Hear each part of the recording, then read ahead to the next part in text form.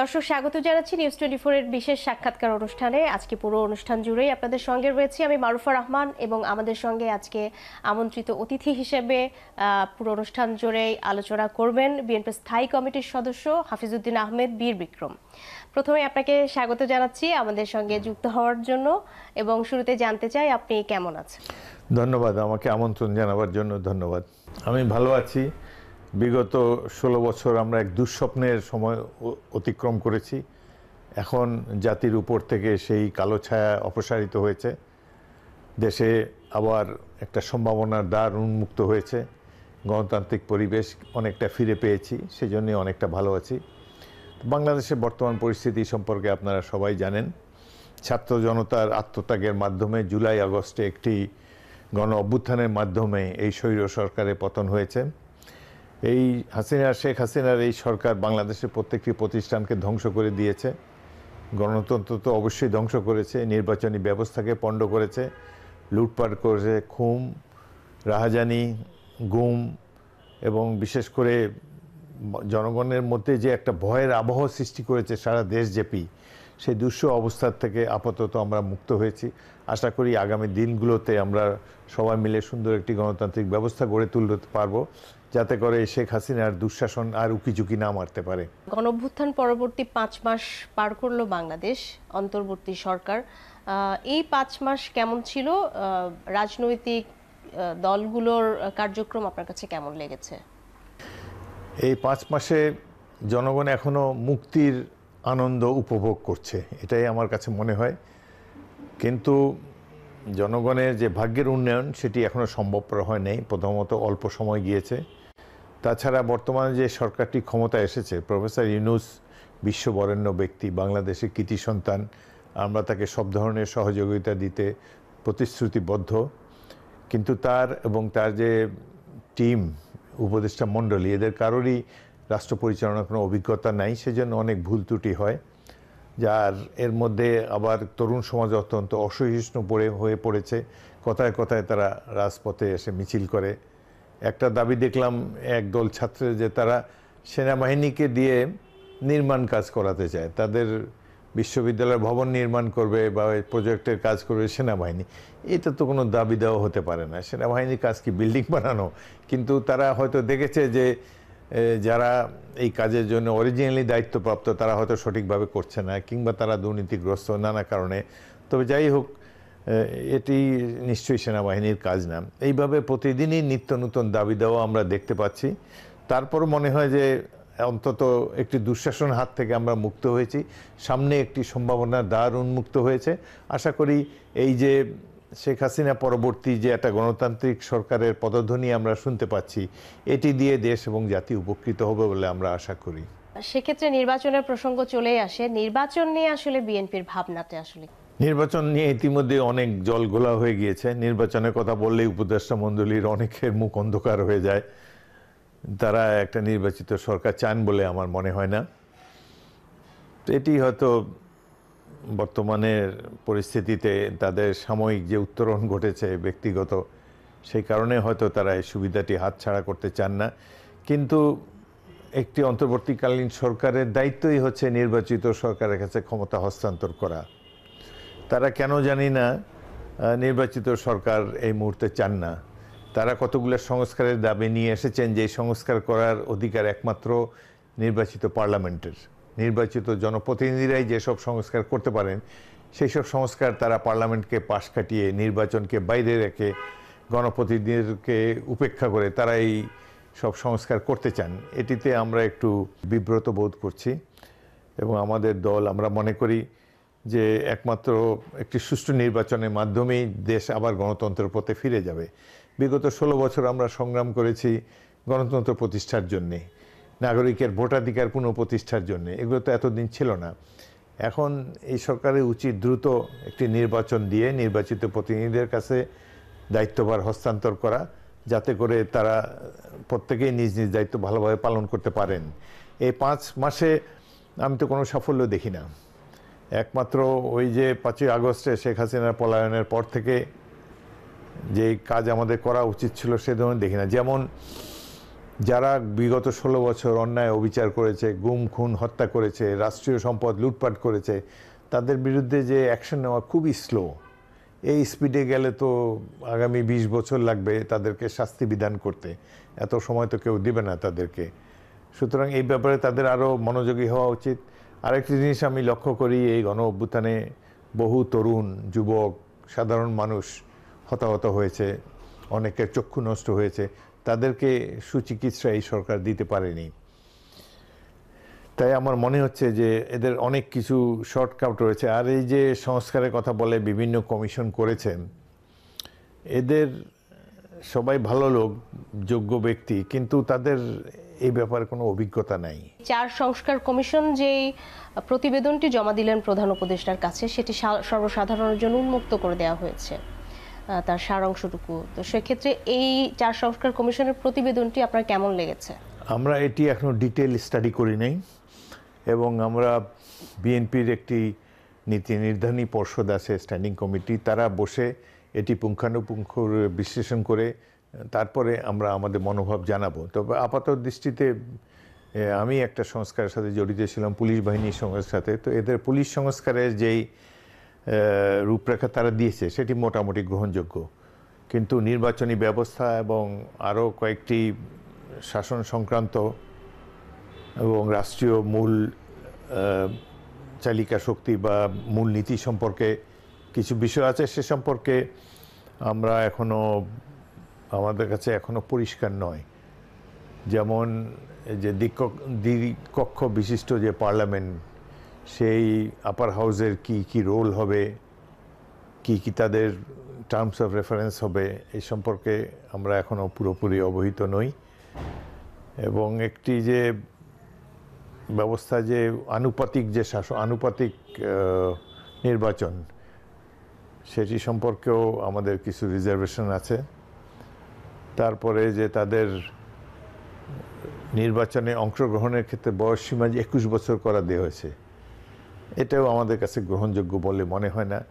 মনে হয় একটি দলকে সুবিধা দেওয়ার জন্যে বা কোনো বিশেষ উদ্দেশ্য নিয়ে কমিশনের কিছু তারা প্রভাবিত হয়েছেন এবং তাদের একটা আলাদা এজেন্ডা আছে, সেটি আমাদের কাছে পরিষ্কার নয়। আমরা দলীয়ভাবে বসে প্রত্যেকটি প্রস্তাবগুলো ভালোভাবে স্টাডি করে তারপর আমরা আমাদের মনোভাব জানাবো। তবে একটি জিনিস আমরা উপলব্ধি করছি যে নির্বাচনকে দীর্ঘায়িত করার একটা প্রক্রিয়া লক্ষ্য করা যায়। যেসব বিষয়ে নির্বাচিত সরকার বা নির্বাচিত জনপ্রতিনিধিরা সিদ্ধান্ত দেবে, যাদের সাথে জনগণের খুব একটা যোগাযোগ আছে বলে আমরা মনে করি না, এরা কোনোদিন গ্রামে যায়নি, সাধারণ মানুষের জীবনে দুঃখ কষ্টের সঙ্গে তারা অবহিত নয়, কেতাবই হয়তো অবহিত থাকতে পারে, কিন্তু এইভাবে অনেক কিছুই তারা বলেন যেটা হয়তো কেতাবি জ্ঞান থেকে নির্যাস, কিন্তু বাস্তবতা এটা খাপ খায় না বাংলাদেশের মানুষের সাথে, এগুলো গ্রহণযোগ্য হবে বলে আমরা মনে করি না। যাই হোক, তবুও সংস্কারের প্রয়োজন আছে। তবে এই সংস্কারের যদি লক্ষ্য থাকে যে নির্বাচনকে দীর্ঘায়িত করার, সেটি আমাদের কাছে গ্রহণযোগ্য নয়। আপনারা কবে নাগাদ নির্বাচন চান আসলে?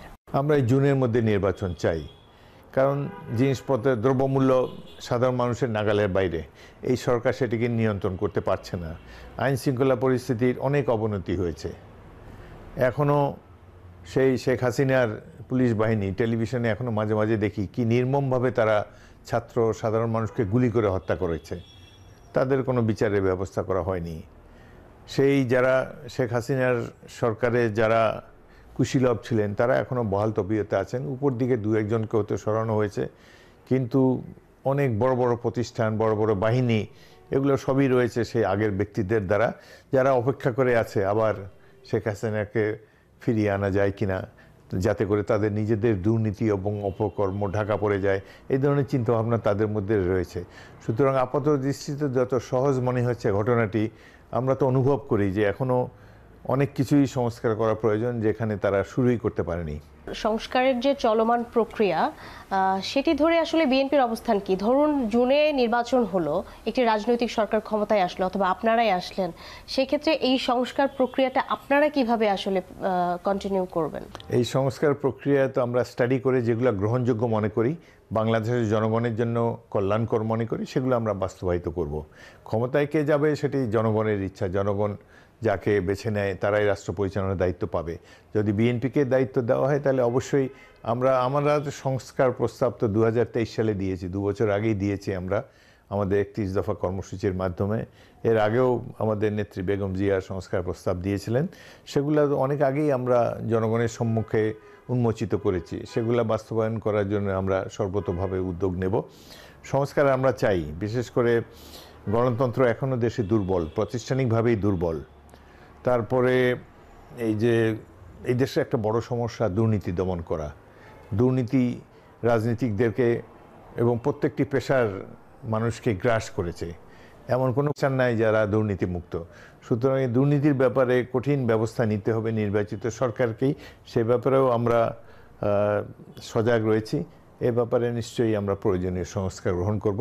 তবে সংস্কার করার অধিকার নির্বাচিত প্রতিনিধিদের, এটা এই সরকারকে মনে রাখতে হবে। এবং যারা বুদ্ধিজীবী শ্রেণীর ব্যক্তি, যারা হয়তো নিজেদেরকে লাইমলাইটে আনার জন্য নানা ধরনের প্রস্তাব দেন, যেটি জনগণের বর্তমান আশা আকাঙ্ক্ষার সাথে সঠিকভাবে প্রতিফলিত হয় না।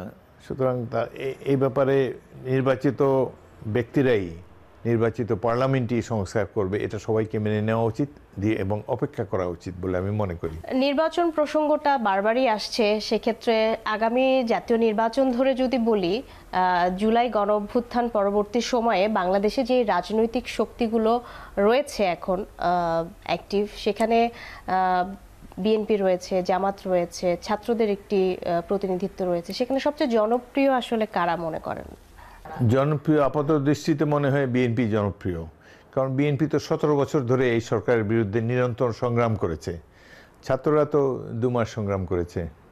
তো সুতরাং যদিও ফাইনাল পুশ ছাত্ররাই দিয়েছে, যার সাথে জনগণও জড়িত ছিল। বিএনপি এবং বিএনপির সংগঠনসমূহ এর সাথে জুলাই আগস্ট বিপ্লবের সাথে, গণ অভ্যুত্থানের সাথে সরাসরি জড়িত ছিল, শুধু আমাদের ব্যানারটা সেখানে ছিল না। সেই জন্য অনেকের কাছে মনে হতে পারে যে ব্যানার ফেস্টুনে তো বিএনপি লেখা দেখি না। কিন্তু আমরা 17 বছরে যেই সংগ্রাম শুরু করেছি সেটারই জবনিকাপাত হয়েছে এই জুলাই আগস্টের গণ অভ্যুত্থানের মাধ্যমে। তবে মনে হচ্ছে, আমাদের ধারণা যে যেহেতু গ্রামে গঞ্জে তো ছাত্রদের বা অন্য কোনো দলের সেই ধরনের সংগঠন নেই। গ্রামগঞ্জের মানুষ বিএনপিকে চেনে, আওয়ামী লীগকে চেনে। আওয়ামী লীগ জনগণের মন থেকে অন্তর্হিত হয়েছে, জনগণের ঘৃণার পাত্র হয়েছে। এখনও বাইরে রয়েছে একমাত্র বিএনপি, যারা জনপ্রিয়তার দাবিদার। জুলাই গণ অভ্যুত্থান পরবর্তী সময়ে সব দিক থেকে একটা আওয়াজ উঠেছিল যে নতুন বাংলাদেশ দেখতে চায় মানুষ। সেক্ষেত্রে বিএনপি আসলে কিভাবে একটা নতুন বাংলাদেশ জন্ম দেবে বা নতুন বাংলাদেশের নেপথ্যে কাজ করবে, আপনার কি মনে হয়? আমরাও একটি নতুন বাংলাদেশ চাই। বিএনপিতে সবাই তো ফেরেশতা না। রাষ্ট্র পরিচালনা করতে গেলে অনেক ভুলভ্রান্তি হতে পারে, সব দলেরই ভুলভ্রান্তি আছে, বিএনপিরও কিছু কিছু ভুলভ্রান্তি, অনিচ্ছাকৃত ভুলভ্রান্তি হতে পারে। আমরা সেটি সম্পর্কে সজাগ রয়েছি। আমরা ক্ষমতায় গেলে এগুলো অ্যানালাইসিস করে দেখব, এর পুনরাবৃত্তি যাতে না ঘটে। আমরা জানি জনগণের আশা আকাঙ্ক্ষা যাতে আমাদের কর্মকাণ্ডের মাধ্যমে প্রতিফলিত হয়, সেজন্য আমরা সম্পূর্ণ সজাগভাবে প্রয়োজনীয় ব্যবস্থা নেব। আমাদের যে সংস্কার প্রস্তাব আমরা জনগণের সামনে তুলে ধরেছি, সেগুলো বাস্তবায়নের জন্য আমরা উদ্যোগ নেব। এবং দেশটা তো আমরাই, বিএনপির দাবি করতে পারে আমাদের নেতা শহীদ রাষ্ট্রপতি জিয়াউর রহমান, তিনি স্বাধীনতা ঘোষণা দিয়েছিলেন এবং তারপর মুক্তিযুদ্ধে আমরা সবাই অংশগ্রহণ করেছি। বিএনপি মুক্তিযোদ্ধাদের দল, রণাঙ্গনে মুক্তিযোদ্ধাদের দল। সুতরাং এত রক্তের বিনিময়ে যে দেশটি স্বাধীন হয়েছে, এ দেশের মানুষ ভালো থাকুক, এটি একটি কল্যাণ রাষ্ট্র হোক, এটা তো আমরা সবাই চাই। এবং বিশেষ করে গণতন্ত্রকে জনজীবনে কল্যাণকর করে গড়ে তোলার জন্যে, গণতন্ত্র যাতে সত্যিকারভাবে জনগণের কাজে লাগে, জনগণের উপকারে লাগে, সেজন্য আমরা অবশ্যই উদ্যোগ গ্রহণ করব। জামায়াত ইসলাম এবং বিএনপির দীর্ঘদিনের রাজনৈতিক মিত্রতারা জুলাই গণঅভ্যুত্থান পরবর্তী সময় থেকে মনে হচ্ছে তাদের সেই সম্পর্কে একটা ফাটল ধরেছে, একটা ছন্দপতন হয়েছে। সেক্ষেত্রে আগামী নির্বাচন কেন্দ্রিক আপনাদের সম্পর্কটা কেমন হচ্ছে? জামাত ইসলামী এখনও আমরা তাদেরকে আমাদের মিত্র বলে মনে করি। গণ অভ্যুত্থানের পর তাদের 2-1 নেতার কথাবার্তায় কিছু অসংলগ্নতা আমরা লক্ষ্য করেছি। তারা বিএনপির উপরে কিছু কিছু দোষারোপ করেছেন, যেটি সঠিক নয়। এবং মিত্র হিসাবে আমরা তাদের কাছ থেকে এই ধরনের বক্তব্য আশা করি না। তবুও আমি মনে করি যে সময়ের পরিক্রমায় আমাদের বন্ধুত্ব এখনও অটুট রয়েছে এবং আগামী দিনগুলোতে এখনও সুযোগ রয়েছে একসাথে নির্বাচন করার। কিন্তু তারা যদি মনে করে যে এখন সময় এসেছে আলাদাভাবে তাদের দলকে তুলে ধরার, আলাদাভাবে রাষ্ট্র পরিচালনার দায়িত্ব পাওয়ার জন্য তারাও কিছু ভূমিকা রাখবেন, সেটি তারা করতেই পারেন। সকল রাজনৈতিক দলের সেই স্বাধীনতা আছে।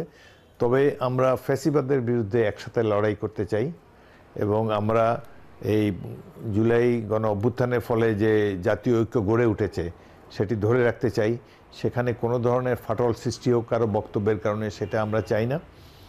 সেই কারণেই আমার মনে হয় যে জামাত এবং বিএনপি উভয় দলকেই আরও কেয়ারফুল থাকতে হবে যাতে কোনো ফাটল সৃষ্টি না হয়। এই মুহূর্তে তেমন কোনো ফাটল নাই, আমরা এখনও ঐক্যবদ্ধ আছি এবং চেষ্টা করব যাতে ফ্যাসিস্ট পুনরাবৃত্তি ঠেকানোর জন্য যা যা কিছু করা প্রয়োজন আমরা যৌথভাবে করব। তবে রাজনীতিতে প্রতিযোগিতা তো থাকবেই। একটি নির্বাচন হবে, সেখানে সব দল নিজ নিজ ম্যানিফেস্টো নিয়ে অংশগ্রহণ করবে। তো সেখানে জনগণ যাকে বেছে নেবে আমরা তাকেই সমর্থন জানাবো। তো আশা করি আগামী দিনগুলোতে আমরা আমাদের লক্ষ্য থেকে বিচ্যুত হব না। ফ্যাসিবাদকে তাড়ানো হয়েছে এবং তাদেরকে দীর্ঘ সময় এই দেশের বাইরেই আমরা রাখতে চাই এবং শাসন ক্ষমতায় তারা ফিরে আসুক এটা আমরা কল্পনাও করি না, তাহলে দেশ একেবারেই ধ্বংস হয়ে যাবে। তারা প্রধানত যেই দলটি এখন ক্ষমতার বাইরে রয়েছে আওয়ামী লীগ, এরা তো নামেই বাংলাদেশে, কিন্তু তাদের কাজকর্ম সব কিছু প্রতিবেশী রাষ্ট্রকে সহায়তা করার জন্যে। তারা এই দেশের সকল স্বার্থ বিকিয়ে দিয়েছে রাষ্ট্র ক্ষমতায় অবৈধভাবে থাকার জন্যে। আমরা এই দেশে ভারতীয় আধিপত্যবাদ মুক্ত একটি বাংলাদেশ দেখতে চাই। সেই জন্য আমার মনে হয় যে সব রাজনৈতিক দল, বিশেষ করে বিএনপি এবং জামাত ঐক্যবদ্ধভাবে আগামী দিনে কাজ করে যাবে, এটাই আমরা আশা করি। রাজনীতির অতীত, বর্তমান এবং ভবিষ্যৎ নিয়ে আপনার কাছ থেকে আরও বেশ কিছু তথ্য আসলে জানার আছে, তবে তার আগে নিচ্ছি একটি বিরতি। দর্শক, বিশেষ সাক্ষাৎকার অনুষ্ঠানের সময় হলো একটি বিরতির, সাথেই থাকুন।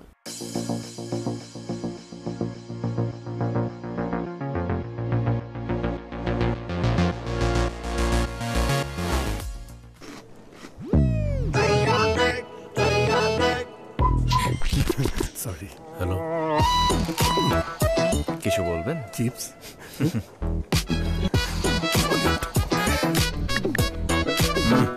বেশি ফাস্ট। বড় ভাই, জি উকি ঝুঁকি মারার অভ্যাসটা বদলান, 1 নম্বরে আসেন। লিমিটলেস ভিডিও প্যাকে ভিডিও দেখার 1 number experience. Lemon clearly Bangladeshi.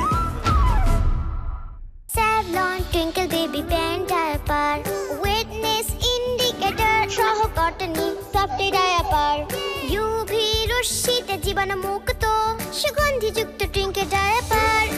Fantastic 4 feature সহ এলো Savlon Twinkle baby pant diaper, যা সোনামণিকে রাখে স্বস্তিতে। শুরুটা হোক যত্নে। যেন তেন এলইডি সঠিক মাত্রায় লুমেন না দেয় আলো হয় কম, কিন্তু ক্লিক এলইডিতে গোল্ডেন ওয়্যার চিপ থাকায় প্রতি ওয়াটে পাবে 100 লুমেনের নিশ্চয়তা। ক্লিক এলইডি, সবচেয়ে বেশি উজ্জ্বল আলো। নাসির গ্রুপ এখন দেশেই উৎপাদন করছে আন্তর্জাতিক মানের ফুড গ্রেড মেড স্টার্চ বা কর্ন স্টার্চ, চুইংগাম, মিষ্টি, glucose, ice cream, bakery item, paper board, packaging ম্যাটেরিয়ালসের আঠা এবং টেক্সটাইল ফিনিশিং ইন্ডাস্ট্রিতে নির্ভরতার সাথে ব্যবহার করুন আন্তর্জাতিক মানসম্পন্ন ফুড গ্রেড কোয়ালিটির নাসির মেড স্টার্চ বা কর্ন স্টার্চ। বৈজ্ঞানিক পরীক্ষায় 100% মান উত্তীর্ণ নাসির স্টার্চ নাসির গ্রুপের একটি পণ্য।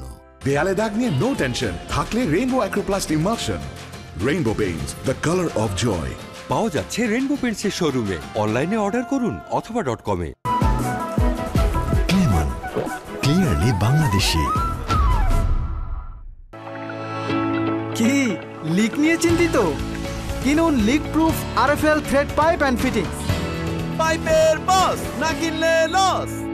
অর্ডার করতে ভিজিট করুন rflpipe.com কিংবা অথবা .com-এ। সময় বদলে যায়, কিন্তু সৌন্দর্যের সংজ্ঞা বদলায় না। রূপ বদলে যায়, কিন্তু আভিজাত্যের মানে একই থেকে যায়। ঐতিহ্য যখন আপন করে নেয় আধুনিকতাকে, তখন সৌন্দর্য ঠিকই খুঁজে নেয় স্যান্ডেলিনাকে।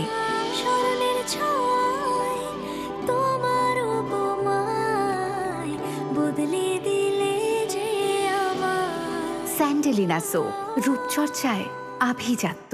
দেয়ালে দাগ নিয়ে নো টেনশন, থাকলে Rainbow Acroplast emulsion. Rainbow paints, the colour of joy. পাওয়া যাচ্ছে রেনবো পেন্টসের শোরুমে, অনলাইনে অর্ডার করুন অথবা .com-এ। যতবারই ছুঁই তোকে দিই যত্ন মাখা কোমল ছোঁয়া। এসিআই নিয়ে এলো কোকোনাট মিল্ক ও জাফরানের নির্যাস সমৃদ্ধ বেবি সফট বেবি লোশন, যা বাবুর ত্বকের আর্দ্রতা বজায় রাখে দীর্ঘক্ষণ। কোমল ছোঁয়া প্রতিবার, বেবি সফট। যেন তেন এলইডি সঠিক মাত্রায় লুমেন না দেয় আলো হয় কম, কিন্তু ক্লিক এলইডিতে গোল্ডেন ওয়্যার চিপ থাকায় প্রতি ওয়াটে পাবে 100 লুমেনের নিশ্চয়তা। ক্লিক এলইডি, সবচেয়ে বেশি উজ্জ্বল আলো। প্রেশারের ওষুধ একবেলা না খেলে জীবননাশের কোনো আশঙ্কা আছে? কেন বাবা? আস্তে, আপনার আজকের ওষুধ ছিল না? ওটা পড়ে গেছে। ম্যাম, আপনার পার্সেল। Thank you. সুখীতে অর্ডার করুন এবং ঘরে বসে পেয়ে যান আপনার প্রয়োজনীয় ওষুধ। সুখী।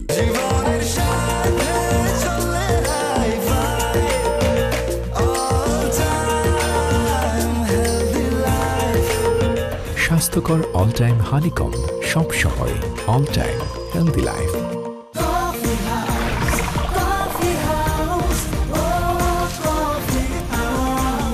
কফি হাউস, প্রতি চুমুকে আড্ডা জমে। এভাবেই ভালোবাসার রংগুলোকে আপন করে শুরু হোক এক রঙিন যাত্রা। 5000-এর বেশি শেডস নিয়ে এখন নতুন ফর্মুলায় নতুন প্যাকে এলো বার্জার রুবিয়া ল্যাক। থাকো রঙিন।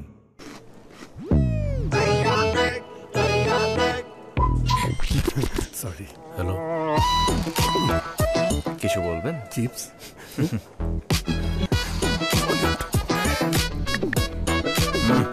বেশি ফাস্ট।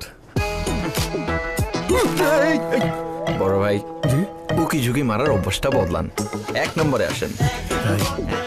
লিমিটলেস ভিডিও প্যাকে ভিডিও দেখার 1 নম্বর এক্সপেরিয়েন্স। শীতের দিনে কেউ এসি কিনে? Vision hot and cool AC, 12 মাসি এসি। 12 মাসি এসি? ভিশন এসিতে গরমে ঠান্ডা আর শীতে পাবেন গরম হাওয়া। Vision hot and cool AC 4-ওয়ে সলিনয়েড ভালভ টেকনোলজিতে হিটিং ও কুলিং 2 মোডেই কাজ করে সমানভাবে। Vision hot and cool AC, আরাম 12 মাসি। ক্রয় করতে ভিজিট করুন।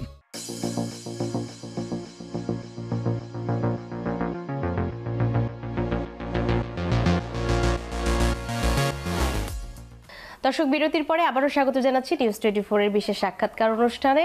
আমরা কথা বলছিলাম বিএনপি স্থায়ী কমিটির সদস্য হাফিজউদ্দিন আহমেদ বীর বিক্রমের সঙ্গে। সম্প্রতি 4 সংস্কার কমিশন প্রধান উপদেষ্টাকে তাদের প্রতিবেদন তুলে দেওয়ার পরে আমরা একটি সংবাদ সম্মেলনে দেখেছি উপদেষ্টারা বলেছেন যে ফেব্রুয়ারির মাঝামাঝি সময়ে সংলাপ শুরু হবে এবং সেই সংলাপের পরেই নির্বাচনের রোডম্যাপ ঘোষণা করা হবে। তো সেক্ষেত্রে এবছরই নির্বাচনের রোডম্যাপের একটা আন্দাজ আমরা পাচ্ছি। আপনারা জুনেই নির্বাচন চাচ্ছেন, এটি কি সাংঘর্ষিক কিনা? না, যদি সদিচ্ছা থাকে তাহলে কিছুই সাংঘর্ষিক না। তবে আমরা লক্ষ্য করেছি যে বর্তমান অন্তর্বর্তীকালীন সরকারের বেশ কয়েকজন উপদেষ্টা তারা এত সহজে নির্বাচন দিতে চান না। তারা এটাকে যত বিলম্বিত করা যায় সে ব্যাপারে তারা উদ্যোগ নিয়েছেন। এমন পরিকল্পনার কথা বলেন যাতে বহু সময় লাগে। সংস্কার হলো একটি চলমান প্রক্রিয়া। সংস্কার তো কিয়ামত পর্যন্ত চলতে থাকবে। সেই জন্য এই সরকারের মেয়াদ তো কিয়ামত পর্যন্ত দেওয়া যায় না। এবং বিশেষ করে যেটি তাদের কাজ না, যদি গণতন্ত্র প্রতিষ্ঠা করতে হয় তাহলে তো জনগণের সহায়তা লাগবে, জনগণের সক্রিয় অংশগ্রহণ লাগবে। কিন্তু তারা জনগণকে পাশ কাটিয়ে জনগণকে কনসাল্ট না করেই তারা নানা ধরনের সংস্কার বাস্তবায়িত করতে চান। তো এটাকে নানা ধরনের প্রোক্লামেশন বা নানা ধরনের কথা বলতে চান, গাল ভরা অনেক বুলি দিতে চান। বাংলাদেশের সাধারণ মানুষ কি চায়? সাধারণ মানুষ চায় যে সে নির্ভয়ে নিজের ভোটটা দিতে পারবে, যাকে ইচ্ছা তাকে ভোটটা দিতে পারবে, সে নির্ভয়ে কথা বলতে পারবে, একটা কথা বলার পর সে নিগৃহীত হবে না, তাকে এসে পুলিশ তাড়া করবে না, মিথ্যা মামলা দিয়ে তাকে কোনো হয়রানি করবে না, সরকারের বিরুদ্ধে কথা বলার জন্য তাকে গুম কেউ করবে না, ভয়ের আবহ থেকে মুক্তি চায়। এইসব ব্যাপারে তো তাদের কোনো কথা নাই। তারা আছে কি প্রোক্লামেশন নিয়ে এবং নানা ধরনের, যেমনি নো ভোট পৃথিবীতে কোন দেশে আছে? একমাত্র স্ক্যান্ডিনেভিয়ান একটা দেশ, নরওয়ে বা ডেনমার্ক। পৃথিবীতে যদি 200 রাষ্ট্র থাকে তার মধ্যে 2টা রাষ্ট্র এই নো ভোট নাই। শুধু ক্রিটিসাইজ না করে আমরা চাই দেশের ভালো লোক, শিক্ষিত লোক এবং সমাজের কল্যাণ করতে পারে এমন সব ব্যক্তিরা রাজনীতিতে অংশগ্রহণ করা উচিত। তাহলে তো রাজনীতি ক্লিনজিং যেটা সম্ভবপর হবে। কেবল দূর থেকে সমালোচনা করে তো এই রাষ্ট্রের সংস্কার করা যাবে না। কিন্তু এখন মনে হচ্ছে যে নির্বাচিত প্রতিনিধিদের উপর একটা অনাস্থা রয়েছে বর্তমানে কিছু কিছু বুদ্ধিজীবী শ্রেণীর লোকের কাছে। তো এটা দূর করতে হলে এক তো আইন কানুনের সংস্কার দরকার, যেটা আমরা ওয়েলকাম করি, দুর্নীতি দমন করতে হবে, আর নির্বাচনটিকে সুষ্ঠু করতে হবে। দুটা সুষ্ঠু নির্বাচন হলে সমাজে এইসব খারাপ লোকগুলা, সমাজ বিরোধী লোকগুলা প্রত্যাখ্যাত হয়ে যাবে জনগণ কর্তৃক। দেশের জনগণ ভোট দিতে জানে তো, কিন্তু তারা মনে করে দেশের জনগণ ভোট দিতে জানে না, ভোট দিতে বোধহয় পিএইচডি ডিগ্রি লাগবে, তাদের এইসব চিন্তাভাবনা আছে। উচ্চশিক্ষিত না হলে তারা সঠিকভাবে প্রার্থী বেছে নিতে পারবে না। আসলে নির্বাচনের প্রক্রিয়াটা কি চান, কোন প্রক্রিয়ায় নির্বাচন চান? বর্তমানে যে প্রক্রিয়া আছে এই প্রক্রিয়ায় নির্বাচন হবে, কোনো ইভিএম এর কোনো প্রয়োজন নাই, ব্যালটে যেভাবে এতদিন মানুষ ভোট দিয়ে আছে সেভাবেই হবে, সরাসরি নির্বাচন হবে।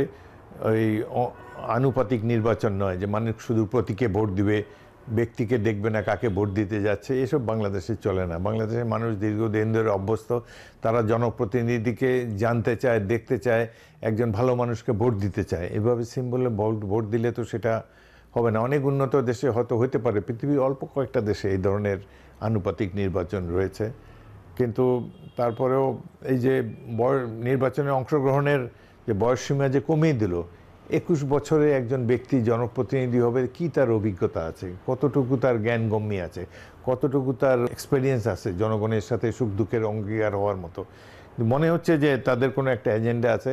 এমনও দুষ্ট লোকে বলে যে তাদের একটা ওই যে কিংস পার্টি তারা গঠন করতে যাচ্ছে, নাগরিক দল, জাতীয়তা নাগরিক, সেটাকে সময় দেওয়ার জন্যই নির্বাচন পিছিয়ে দেওয়া হচ্ছে এবং বয়সসীমাও কমানো হচ্ছে। যে তাদের অনেক তরুণ প্রার্থী আছে যারা নির্বাচনে অংশগ্রহণ করতে চায়, বা তাদের সেই সাবালকত্ব, নির্বাচনে অংশগ্রহণ করার মতো সাবালকত্ব অর্জিত হয়নি। এসব কারণে কয়েকটা যে সংস্কার করা হয়েছে এগুলোর জন্য সাধারণ মানুষের মনে কিছুটা সন্দেহ এখানে রয়ে গিয়েছে। এছাড়াও বাংলাদেশের রাজনীতিতে জনগণের উপরে আস্থা রাখাই উচিত। এই নির্বাচন এবং তারপরের নির্বাচন, দুটি নির্বাচনে আমার মনে হয় যদি সুষ্ঠু নির্বাচন হয় তাহলে এই দুর্বৃত্তরা সমাজ দেহ থেকে অপসারিত হবে, দুর্নীতিবাজরাও চলে যাবে এবং এই ধরনের রাষ্ট্র লুণ্ঠন করে যারা বিদেশি ইউরোপ আমেরিকাতে নিজেদের ভাগ্য গড়েছে এদেরকে ফিরিয়ে এনে বিচার করতে হবে। এই ব্যাপারে তো কোনো উদ্যোগ দেখি না। সরকার এই যে এতগুলো বেগমপাড়া বানানো হলো আমেরিকাতে, কানাডাতে, দুবাইতে, মালয়েশিয়াতে, এই যে প্রত্যেকটা এমপি, আওয়ামী লীগের ইউনিয়ন পরিষদের চেয়ারম্যান, মেম্বার, এমনকি ছাত্রদলের, ছাত্রলীগের নেতাকর্মী হাজার হাজার কোটি টাকা পাচার করেছে। এই টাকা ফিরিয়ে আনার ব্যাপারে, এদেরকে গ্রেফতার করে শাস্তি দেওয়ার ব্যাপারে, এই ব্যাপারে তো কোনো উদ্যোগ দেখি না। এবং এত বড় দুর্বৃত্তরাও তো বেশ কয়েকদিন রাষ্ট্রীয় হেফাজতেই ছিল, তাদেরকে ধরা হয়নি, অনেকে এয়ারপোর্ট দিয়ে পালিয়ে যেতে সাহায্য করা হয়েছে। তো এই ধরনের এই দুর্বৃত্তদেরকে সহায়তা করেছে সরকারের একটি অংশ, এটি বলতে আমার কোনো দ্বিধা নেই। তো এইসব দিকে মনোযোগ না দিয়ে কেবলমাত্র কাগজে কলমে সংস্কার করা চাইতে চোখের সামনে যেসব অপরাধীরা ঘুরে বেড়াচ্ছে তাদের তো শাস্তি বিধান করা উচিত, বিশেষ করে পুলিশ বাহিনী। আজকে সকালে দেখলাম যে হৃদয় নামে একটি ছেলেকে গাজীপুরে এখানে যেভাবে ঘিরে ধরে যেভাবে পয়েন্ট ব্ল্যাঙ্ক রেঞ্জ থেকে গুলি করে হত্যা করা হয়েছে, ভিডিও ফুটেজে তাদের চেহারা দেখা যাচ্ছে। কই তাদের তো এই মিডিয়া এটা তুলে না ধরলে তো আমরা জানতামই না। তো এইসব ব্যাপারে কোনো উদ্যোগ নাই, কেবল কাগজে কলমে নানা ধরনের গাল ভরা বুলিয়া উড়িয়ে যাচ্ছে। আর কিভাবে তাদের এই শাসনকালকে প্রলম্বিত করা যায় এটা নিয়েই তারা ব্যস্ত রয়েছে। 1971 সালের মহান মুক্তিযুদ্ধের আপনি একজন অন্যতম সাক্ষী, এবং রণাঙ্গন নিয়ে আপনার কাছে বেশ কিছু বিষয় জানার আছে আমাদের। শহীদ রাষ্ট্রপতি জিয়াউর রহমানের সঙ্গে রণাঙ্গনের আপনার যে স্মৃতি সেটি জানতে চাই তার জন্মদিন উপলক্ষে। ধন্যবাদ। শহীদ রাষ্ট্রপতি জিয়াউর রহমান এদেশের এক নন্দিত ব্যক্তি। তিনি ইতিহাস সৃষ্টি করেছেন। প্রথমত 1971 সালের 26শে মার্চ রাতের প্রথম প্রহরে তিনি বাংলাদেশের স্বাধীনতা ঘোষণা করেছেন। সে সময় জনগণ তার কয়েক ঘন্টা আগেই পাকিস্তান সেনাবাহিনী ঢাকা এবং অন্যান্য স্থানে বাঙালিদের উপরে একটা বিরাট হত্যাযজ্ঞ চালিয়েছে এবং এই গণহত্যার প্রতিবাদে সাধারণ মানুষ তখন তারা এই গণহত্যার বিরুদ্ধে দাঁড়াবার মতো কোনো শক্তি তখন দেখা যাচ্ছিল না। রাজনৈতিক দলের নেতারা তখন পালিয়ে পাশে চলে গিয়েছেন। কিন্তু স্বাধীনতা ঘোষণা একটা সম্পূর্ণ ভিন্ন একটি পরিপ্রেক্ষিত এবং পাকিস্তানিদের এই হত্যাযজ্ঞ সৃষ্টি করার ফলেই বাঙালিদের কাছে স্বাধীনতা ঘোষণা করা ছাড়া, স্বাধীনতা যুদ্ধে অংশগ্রহণ ছাড়া অন্য কোনো বিকল্প ছিল না। তখনই জনগণের আশা আকাঙ্ক্ষার প্রতিফলন ঘটিয়ে ইস্ট বেঙ্গল রেজিমেন্টের 5টি ব্যাটালিয়ন 5টি ক্যান্টনমেন্টে কর্মরত ছিল, তারা বিদ্রোহ করে মেজর জিয়াউর রহমানের নেতৃত্বে। প্রথম বিদ্রোহী মেজর জিয়াউর রহমান 8ম ইস্ট বেঙ্গলের উপ অধিনায়ক, তিনি চট্টগ্রামে সেনানিবাসে বিদ্রোহ করেন এবং পরের দিন 27শে মার্চ কালুরঘাট বেতার কেন্দ্র থেকে জাতির উদ্দেশ্যে স্বাধীনতার ঘোষণা দেন। বলাই বাহুল্য, এই সময় যদি পাকিস্তানি সেনাবাহিনীর বাঙালি সৈনিকরা আমরা যদি বিদ্রোহ না করতাম তাহলে কোনো মুক্তিযুদ্ধ হতো না। মুক্তিযুদ্ধ না হলে আজও পাকিস্তান থেকে যেত, কারণ এই বর্বর হারমাত বাহিনীর মোকাবেলা তো সিভিলিয়ান সাধারণ মানুষ করতে পারতো না। যদি কেউ অস্ত্র নিয়ে তাদের আমরা যেভাবে বিরোধিতা করেছি, আমরা হাজার হাজার ছাত্রকে ভর্তি করেছি, ট্রেনিং দিয়েছি, তাদেরকে নিয়ে মুক্তিযুদ্ধে অংশগ্রহণ করেছি। আমরা যদি এইভাবে পাক বাহিনীকে রুখে না দাঁড়াতাম তাহলে দেখা যেত যে যারা পালিয়ে গিয়েছে পাশের দেশে রাজনৈতিক নেতা, তাদেরকে ফিরিয়ে আনা হতো। শেখ মুজিবুর রহমান হয়তো আবারও দেশের প্রধানমন্ত্রী হতেন, কিন্তু এই দেশটি এখনও পাকিস্তানি থাকতো। কিন্তু আমরা যেভাবে ইস্ট বেঙ্গল রেজিমেন্ট এবং ইপিআরের সৈনিকেরা বিদ্রোহ করে পাক বাহিনীকে রুখে দাঁড়িয়েছিলাম এবং হাজার হাজার ছাত্র যুবক আমাদের সাথে এসে যোগ দেয়, আমরা তাদেরকে ট্রেনিং দিয়েছি, কিভাবে রাইফেল ফায়ার করতে হয় শিখিয়েছি, যুদ্ধের কলাকৌশল দ্রুত 3-4 সপ্তাহের মধ্যে তাদেরকে শিখিয়েছি এবং তাদেরকে নিয়ে পাক বাহিনীর বিরুদ্ধে যুদ্ধে অবতীর্ণ হয়েছি। এই মুক্তিযুদ্ধ বাঙালিদের পরম গর্ব, এটি নিয়ে যুগ যুগ ধরে বাংলাদেশের মানুষ নিশ্চয়ই গর্ববোধ করবে। এবং স্বাধীনতা যুদ্ধে বিভিন্ন রণাঙ্গনে বীর যোদ্ধারা যেভাবে যুদ্ধ করেছে এবং পাক বাহিনীকে পরাজিত করেছে, সেটি এক গৌরবময় ইতিহাস।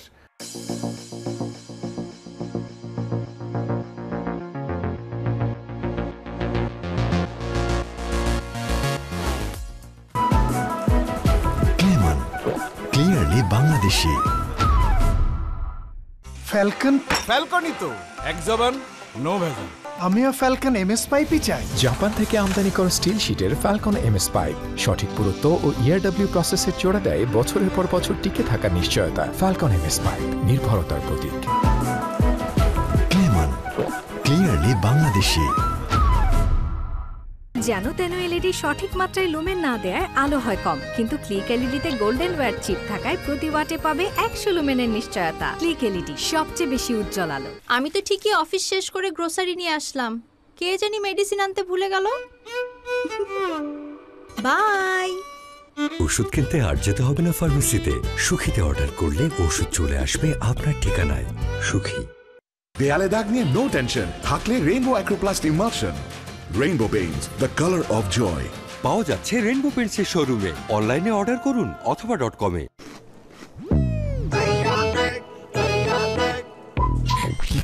সরি। হ্যালো, কিছু বলবেন? চিপস।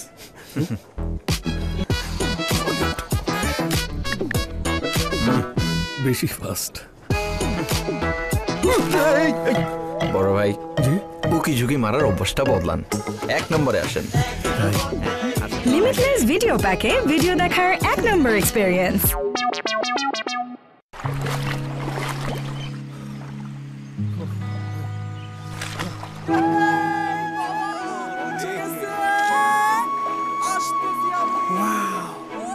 বাংলাদেশ এত সুন্দর। এইটাই বাংলাদেশ।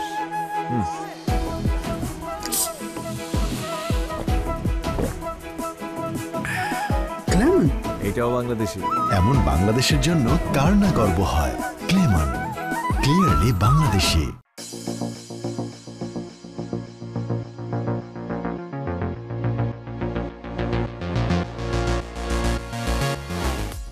মেজর জিয়া স্বাধীনতা ঘোষণার পরপরই তিনি নিজেই 8ম ইস্ট বেঙ্গল এবং ছাত্রদেরকে নিয়ে প্রতিরোধ গড়ে তোলেন।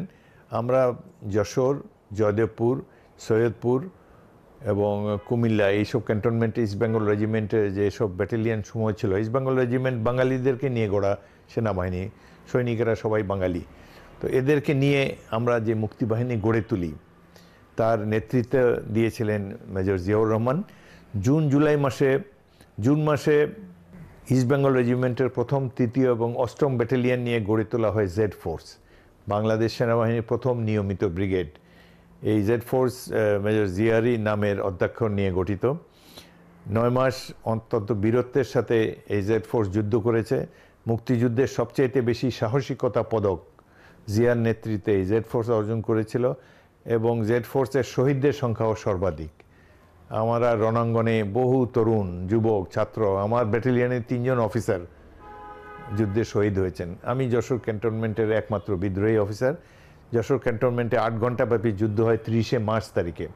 আমার সাথে একজন তরুণ সেকেন্ড লেফটেন্যান্ট যোগ দিয়েছিলেন, যিনি 8 ঘণ্টার এই যুদ্ধে শহীদ হন। এবং বিকেলের দিকে আমি 200 সৈনিক নিয়ে যশোর ক্যান্টনমেন্ট থেকে বেরিয়ে আসি এবং ওই অঞ্চলে ছাত্রদেরকে নিয়ে এবং আমার ইস্ট বেঙ্গল রেজিমেন্টের সৈনিকদেরকে নিয়ে একটি বাহিনী গড়ে তুলি। ছাত্ররা আমার অধীনে 500 ছাত্র ছিল, যাদেরকে 6 সপ্তাহ ট্রেনিং দেওয়া হয়েছে মেঘালয়ের তেলঢালা নামে একটি স্থানে, যেখানে জেড ফোর্স গঠিত হয়েছিল। এই 500 ছাত্র যুবক 6 মাস ট্রেনিং পেয়ে দুঃসাহসী যোদ্ধায় পরিণত হয়েছে। পাক বাহিনীর সাথে বিভিন্ন রণাঙ্গনে হাতাহাতি যুদ্ধ করেছে তারা। একটি স্মরণীয় মুহূর্ত যদি আমরা জানতে চাই আপনার কাছে শহীদ রাষ্ট্রপতি জিয়াউর রহমান সম্পর্কে, রণাঙ্গনের কোনো একটি মুহূর্ত যেটি আপনাকে আসলে ছুঁয়ে গেছে। দুটি মুহূর্ত এই মুহূর্তে মনে পড়ে। 28শে নভেম্বর তারিখে জকিগঞ্জের গৌরীপুরে পাক বাহিনীর 31 পাঞ্জাব রেজিমেন্ট আমার ব্যাটালিয়ন প্রথম ইস্ট বেঙ্গলের উপরে আক্রমণ চালায়। এই আক্রমণে তাদের 80 জন নিহত হয়। তাদের কমান্ডার মেজর সরওয়ার পাকিস্তানি, সেও নিহত হয় এবং তাদের 30 জনকে আমরা জীবিত অবস্থায় বন্দী করি। এই যুদ্ধে আমাদের সাথে নেতৃত্ব দিয়েছিলেন মেজর জিয়াউর রহমান। এই একটি স্মৃতি তার সাথে রয়েছে। এই যুদ্ধে আমাদেরও ক্যাপ্টেন মাহবুব রহমান এবং আরও কয়েকজন সৈনিক শহীদ হয়। সবচেয়ে যে মুহূর্তটি আমার কাছে আকর্ষণীয় মনে হয় সেটি হলো যে ওই সময় বাংলাদেশে 18টি জেলা ছিল। একটি মাত্র জেলা মুক্তিবাহিনী একক প্রচেষ্টায় দখল করেছে, সেটি হলো সিলেট জেলা। আমাদের গৌরীপুরের পর কানাইঘাট জয় করার পর আমরা পরিকল্পনা নিলাম যে আমরা সিলেট শহরে সবার আগে প্রবেশ করব। সিলেটের কাছে, সিলেটের উপকণ্ঠে একটি গুর্খা ব্যাটালিয়নকে ভারতীয় বাহিনী হেলিকপ্টারে ড্রপ করেছিল। আমাদের প্রথম ইস্ট বেঙ্গলকে বলা হয়েছিল তাদের সাথে যুক্ত হওয়ার জন্যে। আমরা সেই কারণে এই সিলেটের প্রচলিত সড়ক বাদ দিয়ে এই বিল, হাওর এবং চা বাগানের মধ্যে দিয়ে সিলেটের দিকে অগ্রসর হতে থাকি। আপনারা অনেকেই মাও সেতুংয়ের লং মার্চের কথা পড়েছেন। আমাদের জন্য মুক্তিযুদ্ধের ইতিহাস এটি হলো অত্যন্ত স্মরণীয় একটি লং মার্চ।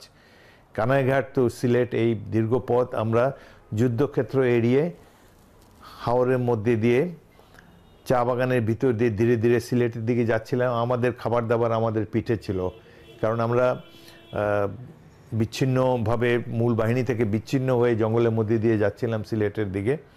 সেই জন্য আমাদের খাবার দাবার অ্যামুনিশন আমাদেরকে ক্যারি করতে হয়েছে। তো 3-4 দিন এভাবে চলার পর হঠাৎ সামনে দেখলাম যে একটা সাদা বিল্ডিং দেখা যায়। পরবর্তীকালে জানতে পেরেছি এটা হলো সিলেটের এমসি কলেজের প্রিন্সিপালের বাসা। তো আমরা ওঠার পর তখনও যুদ্ধ চলে সিলেট থেকে 8 মাইল দূরে খাদিমনগর এলাকায়, অথচ আমরা সিলেট শহরের ভিতরে প্রবেশ করে গিয়েছি সবার আগে। তখন পাক বাহিনী সেখানে সকালবেলা তাদের এই এমসি কলেজের প্রিন্সিপালের বাসার থেকে পাক বাহিনীর সৈনিকরা বেরিয়ে এসে রোদ পোহাচ্ছিল। তারা নিশ্চিন্ত ছিল, কারণ যুদ্ধ চলে তখন 8 মাইল দূরে। তখন আমাদেরকে টিলার উপরে দেখে তারা চিৎকার করে জিজ্ঞেস করে যে আমরা কারা, কারণ সিলেটের এত ভিতরে যে হঠাৎ করে মুক্তিবাহিনী প্রবেশ করেছে এটা তারা কল্পনা করেনি। দ্বিতীয়ত আমাদের পরনে খাকি পোশাক, হাতে চাইনিজ অস্ত্র, সেটাও তাদেরকে কিছুটা ধাঁধার মধ্যে ফেলেছে। আমরা দ্রুত ট্রেঞ্চ খোঁড়ার চেষ্টা করছি, কিন্তু ট্রেঞ্চ অসম্পূর্ণ থাকতে হাঁটু পর্যন্ত খোঁড়া হয়নি। নর্মালি শোল্ডার লেভেল পর্যন্ত গর্তের মধ্যে থাকতে হয় যাতে করে